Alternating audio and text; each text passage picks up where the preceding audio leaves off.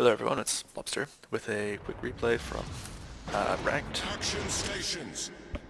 This game wasn't super amazing in terms of damage. It was good, but it wasn't amazing.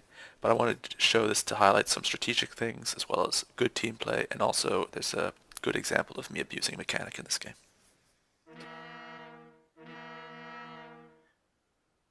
So as you can see, I initially moved towards B because I enjoy that flank quite a bit. But then someone's calling a strategy to just go all A, and while I'm not wild about the strategy, my general feeling is to just follow what the team wants to do. With strategies, the reason I don't like the strategy is that totally abandoning B makes it too easy for the enemy to push into it from C.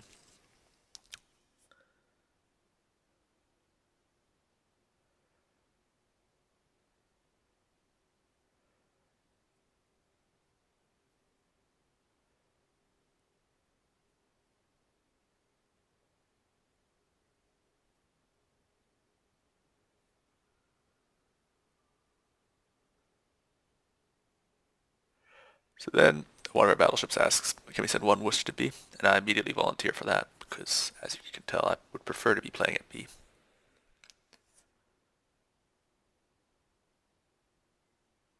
And I communicate that to my team that I'm going back to B.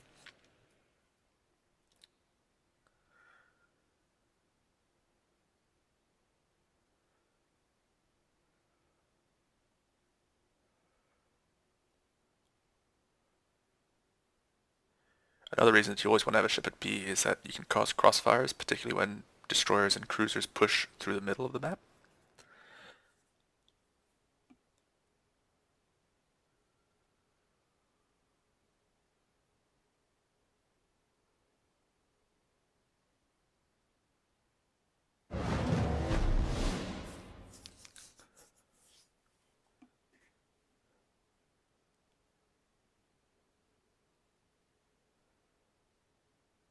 The enemy team has a Harugumo, which is probably why it took them so long to get into C. Shimikaze's obviously a lot faster.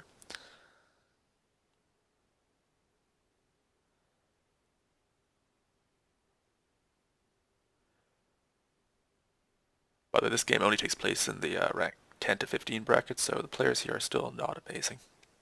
Enemy force sighted on the horizon. Now, this is part of the reason why this position is quite strong. There's a Des Moines that's taking an aggressive line, which if our team was entirely focused on A, would be impossible to punish, but because I'm in the cap, in B, I'm able to open fire on him. Opening fire in the open water because I expect, given how many cruises there are, that their battleships have gone to A. Although I'm going to take some fire at this kind of range, it's very easy to dodge fire in an open water booster. On the target.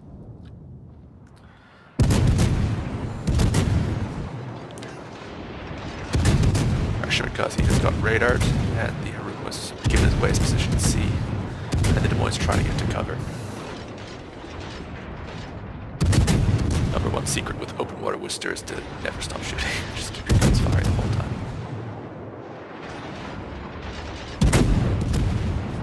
Concentrate fire on the enemy warship. Now here, you'll notice I'm still going to shoot at him while he's behind the island, using the circle on the minimap and the ship's vector to continue aiming. And although he does go unspotted, unfortunately.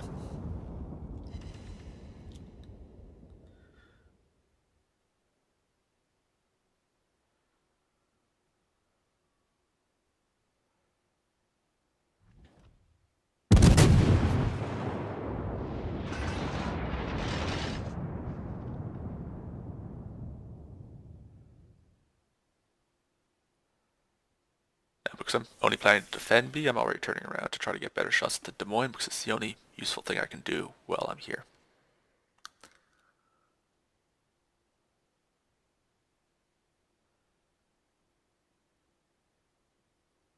Acknowledged. And I'm just quickly acknowledging that I heard that the Shimikaze is planning to push C. And I'm also saying that I'll move up to that position if I need to support him. Fire on the designated target. Again, radar cruisers communicating with destroyers is important.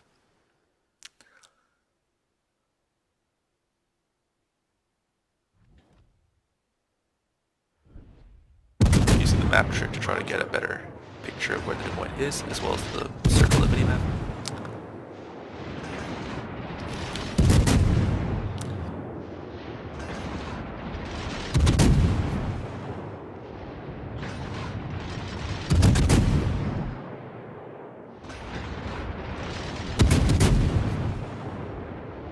about here is where I'm going to start. I think I pretty much abused the detection mechanic.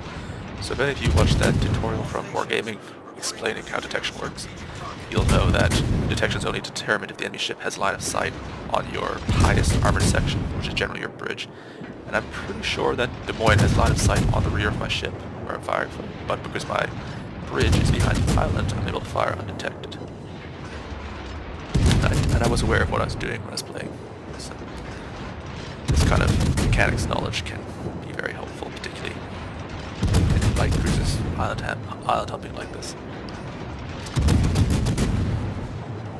As a general rule in randoms, I tend to play open water Worcester, but you should always be flexible and willing to use different techniques to win when you have to. Much obliged. You'll also notice that I did about 48,000 damage to that Des Moines already, so Worcester DPM in mid-range fights is pretty disgusting. Now this is a point where I have a brief moment of situational awareness, or rather lack thereof. I didn't realize at the time that I was being contested here, because I was busy, I think, communicating with the destroyer.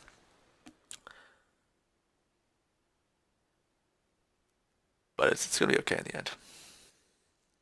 The Harugumo is actually pushed up through the middle of the map to contest B, and in hindsight I should have known where he was, because destroyers always use the same island for this, but I'm actually going to get a bit lucky here. As you can see, I still think the Harugumo is at C, so this was a situational error. But then I realized I'm contested. Up quick, negative, radar, spot the Harugumo.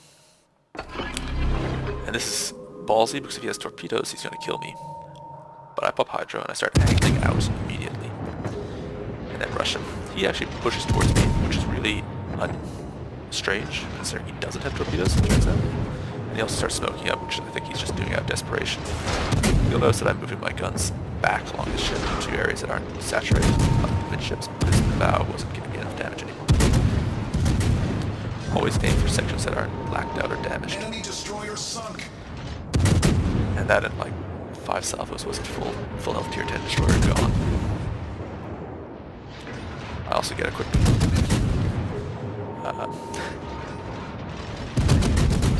cheeky shots into the GK, because I'm really good for stealth, so there's no real reason not to.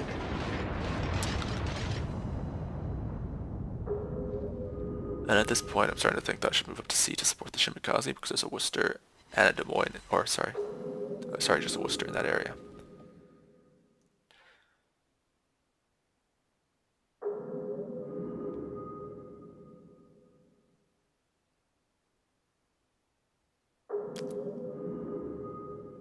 As you can see at this point though, our players that went to A have all been killed pretty much, except for 2 of them that are not long for this world. So at this point, if we were playing clan battles, the smarter thing to do would be for them to do everything they could to retreat, get to B, and then defend from there. But because these are ranked players and randoms, they're not gonna do that. Now, one of the Worcesters that died, who apparently was a friend of Enrizu, is telling me I should go to A. No, not in this situation. Absolutely not. You guys have already lost A. You're fighting 4-2 there.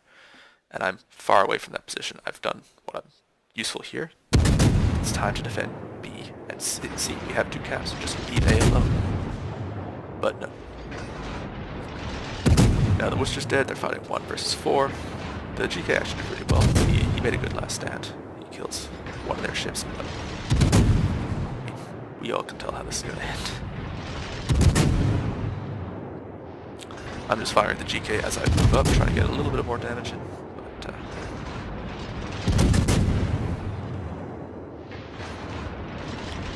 see the GK kills Montana.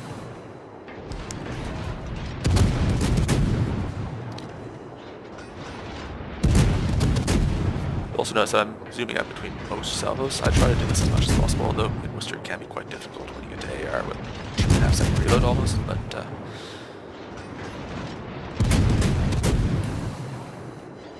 generally you should be quickly checking to make sure nothing's happening around you.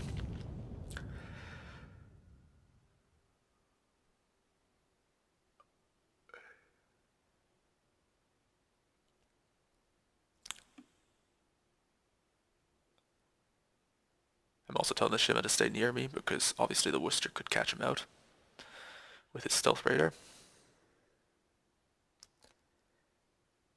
And I also actually want him to spot the Hindenburg when he pushes me because I'm sure the Hindenburg's going to try to push seed.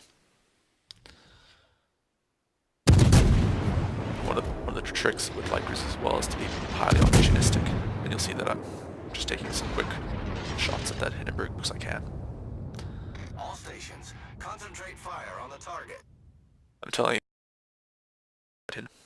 it may sound stupid because there's no ships to shoot at him really. That Shima's not going to get into a gunfight, but I want the Shima to aim his torpedoes at the Hindenburg if he has them.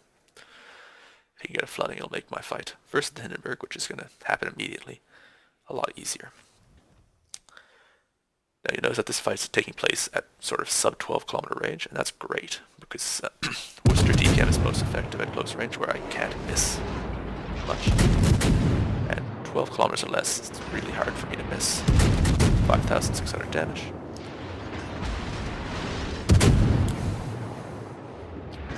You'll notice I over angle there, so I don't get to shoot my guns for a second, but that's fine. Just angle back in. Angling against a Hindenburg is incredibly important because their AP is the only way they can really win this fight.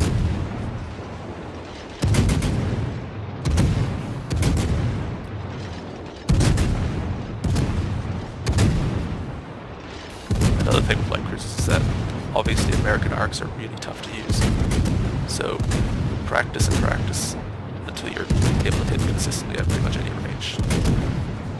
These are easy shots, but I've seen Worcesters miss at this range.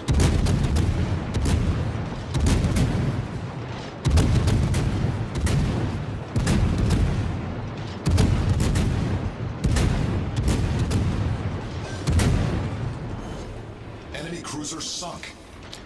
As you can see, I took down that Hindenburg from 2/3, 3/4 health, and barely lost any of my own health, although the Shima did get radared, I think. He lost a bit of health.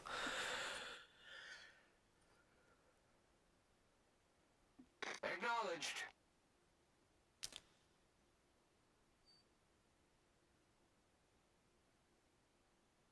The enemy team are capping B, but as you can see, we've got about a 250 point advantage, so even if they have 2 caps there at 1, we're going to win no matter what.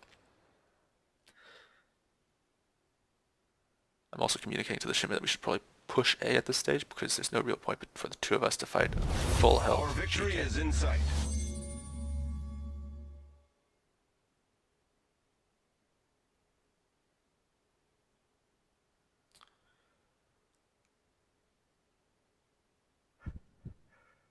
Someone's blaming me for not killing the radar cruisers because I didn't go suicide at A. Anti-aircraft gun crews are on full alert. Unfortunately, the Worcester manages to get a stealth radar off on the Shima, and this is incredibly lucky. The Worcester misses the shots, Shima gets out of radar range,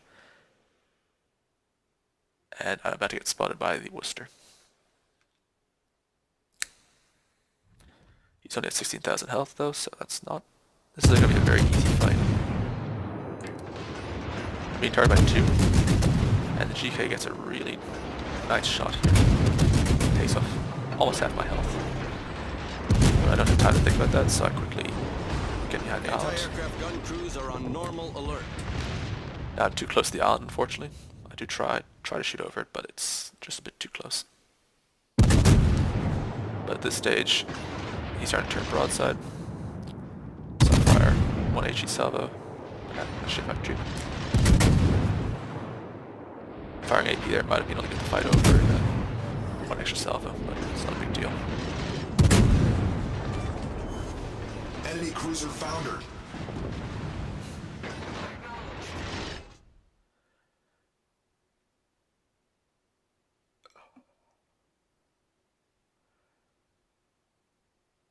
Then the rest of this game is actually quite boring because if you look at the map, we've got enough points with 1 cap to win easily.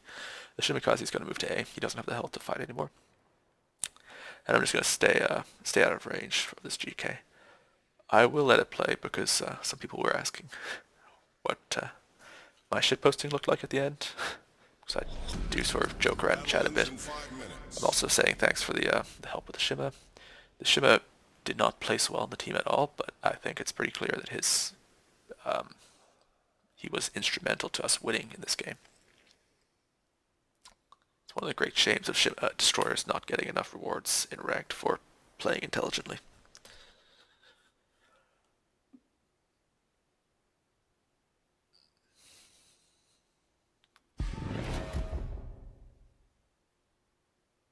As you can see, my team is still trying to explain what the enemy team is doing. It's pretty obvious what the GK is doing.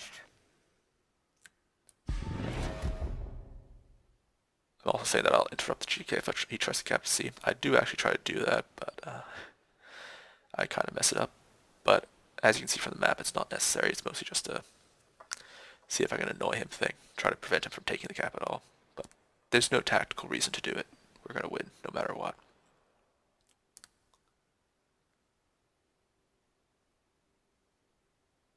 If I want to successfully decap, I should probably have fired at about 3/4 cap for progression.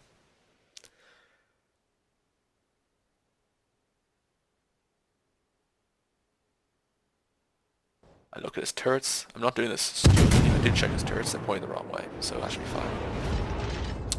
But I fire a second too late, so don't get the interruption. The enemy is about to win. He fires some secondary batteries at me, but as you can see, the main batteries don't have time to turn around to actually shoot me, so we're fine.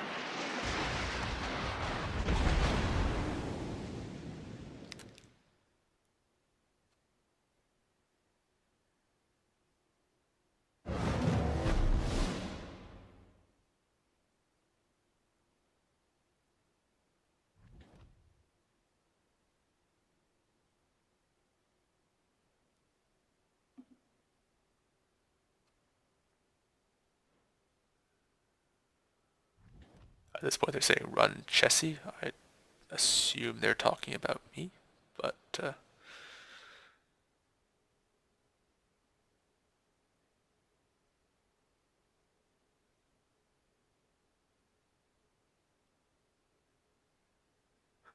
telling me not to shoot because they assume I'm a 42% potato.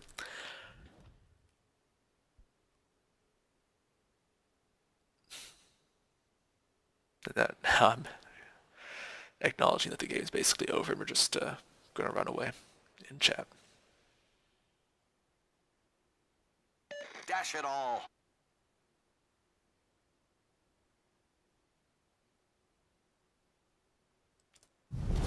Our victory is in sight.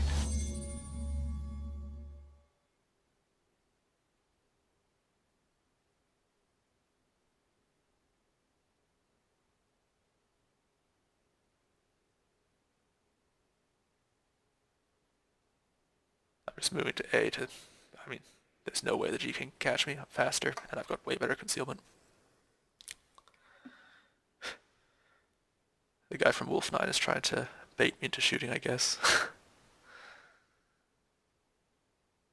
I was also handing out compliments at this stage. That's how it's done. Let's give them a hard time. And we're about to win.